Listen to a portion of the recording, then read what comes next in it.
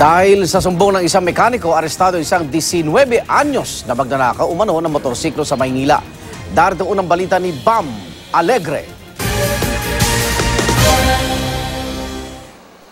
Dinala raw sa mekaniko ang motorsiklong ito para ipagawa. Sabi raw ng nagdala, ayusin at ibenta na rin daw kung may gustong bumili rito. Pero naghinala raw ang mekaniko dahil may kakaiba raw sa motorsiklo. Bakas dito sa susian na pinuwersa ito at sinira. Kaya naman ito yung naging susi mismo ng mekaniko, kaya niya nalaman na posibleng ninakaw ang motorsiklong ito.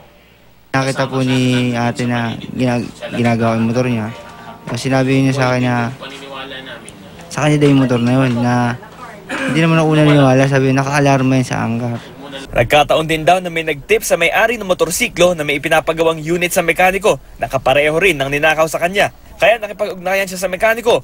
Tama ang hinala ng biktima. Ito nga nawawala niyang motorsiklo na pinaalarma niya. Ninakaw raw ito sa loob ng compound nila noong June 28 lang. Gising ho ng biyenan ko.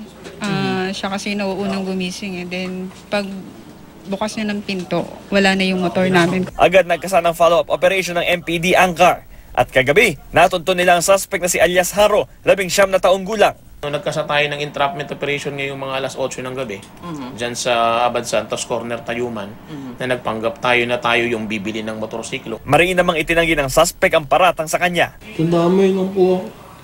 Ito ang unang balita sa Maynila, Bam Alegre, reporting.